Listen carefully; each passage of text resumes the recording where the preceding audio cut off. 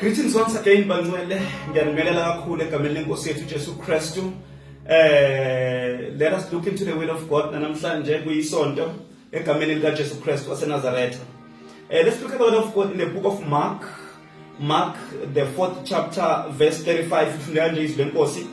Ngalolo suku sekufile wathi kuba aswele siye ngaphesheya base bemukisa isixuku bahamba naye njengalokho ebesemkhunjini. Kwakukhona neminye imikhumbi ihambisana naye. Kwase kuvuka isivunguvungu esikhulu somoya amaza aphonseka phakathi emkhunjini umkhumbi wazwaqala ukugcwala. Qaphela ivesi elandelayo ithi kepha yena wayengasemuva emkhunjini elele esicamelweni.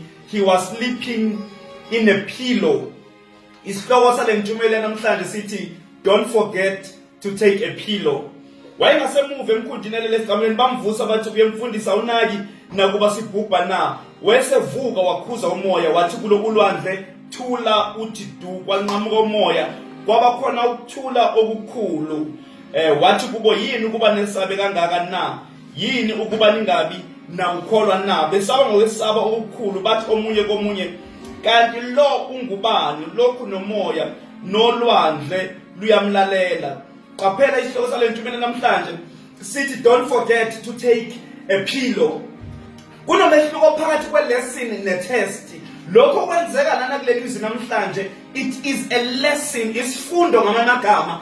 I-test is something that you go through once, and i-test usually is meant to elevate you to the next level. Angenza isibonelo, ku-Matthew chapter 14 ngesikhathi uJesu ehamba phezu kolwandle, lithi iBhayibheli abafundi bakhe bembona besaba, lithi iBhayibheli wathi ningesabi yimina. uPetro uthi Nkosi uma ngabe kunguwena yisho ukuthi angize kuwe phezu kwamanzi. Lithi iBhayibheli waphuma uPetro ebiza uJesu ethi wahamba phezu kwamanzi. Ngesikhathi uPetro hamba phezu kwamanzi, lithi iBhayibheli wathi ebona umoya wesaba kakhulu eseqala ukushona wakhala wathi Lord save me. Lithi iBhayibheli uJesu walula isandla wambamba. Lithi izwi lenkosi emva lokho bahamba bobabili kanye kanye bangena emkhunjini. Bathi bangangena emkhunjini wanqamuka umoya. Kwangasilesi leyo kwakuyi-test. Why ngithi kwakuyi-test? Ngoba lithi izwi lenkosi bathi bangangena nje emkhunjini umoya wanqamuka. So kodwa lelizwi namhlanje lana it is a lesson bazalwane.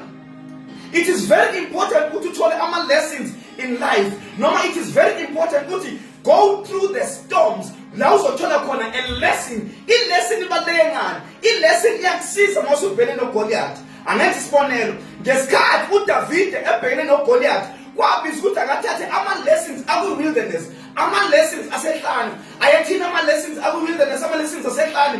Uthi uDavide uNkulunkulu waba nami ebheleni, waba nami engonyameni, usazoba nami nakulo mfilisti ongasokile. Ngamanye amagama, ngesikhathi esebhekene noGoliath kwabiza ukuthi akathathe ama-lessons awafunda ngesikhathi esehlane elusini.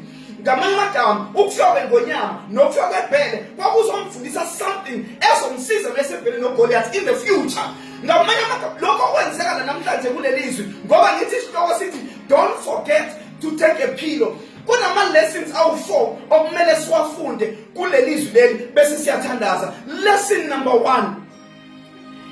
Even if Jesus is in your boat, you will face storms. Kwesinye isikhathi sesicabanga ukuthi uJesu uma ngabe semkhunjini akwenzeki sibhekane nezivunguvungu noma nama-storms of life. Lesson number 1 engicela uyibambe, uma ngabe uJesu esemkhunjini wakho uzobhekana nezivunguvungu. Ungazi usole kakhulu uma ubhekana nezivunguvungu noma uJesu ekhona.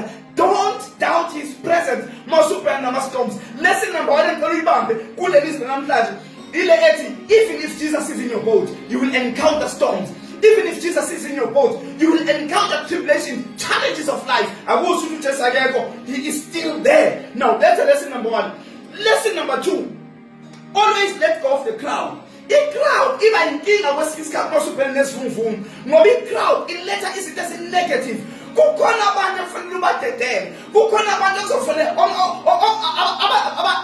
not part of your journey. So let go of the crowd. That's lesson number 2. Now, lesson number 2. always let go of the crowd. You must know when it is time to let go of the crowd. Ngoba isiqubu kwesinye isikhathi siyakuminyanisa in a storm. Sikwazi ukucabanga izinto ezi-negative uthi ukholwa, kodwa isiqubu sikutshela izinto ezizoba negative ezizokudiverta ekukholeni kwakho. That is lesson number 2. Lesson number 3 kuleli sesifundayo. Amanzi around you are not a problem. Inkinga yenzeka uma ngabe amanzi esephuma esengena emkhunjini wakho.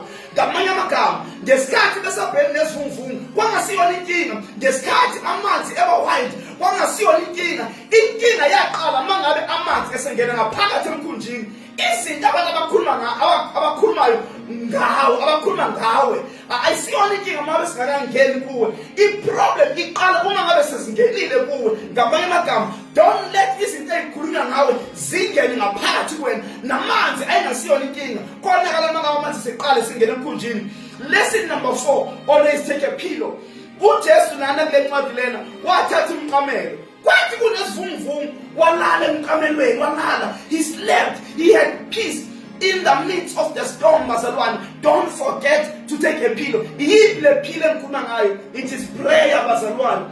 Kuthi izinto ubhekene nesivunguvungu, kodwa mangabe uphethe iphilo engumthandazo uba nokuthula in the midst of the storm. Bamvusa uJesu masebebona ukuthi sebeyafa, bathi awukhathali nakwasibhubha na, lithi iBhayibheli wavuka wakhuza umoya. Ngoba mayevuka yena umoya uyathula. In Jesus' name, amen. Let us pray, bazalwane. I come against the storm you are facing right now egameni likaJesu Kristu waseNazaretha.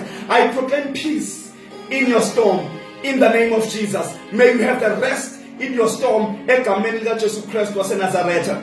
Amen.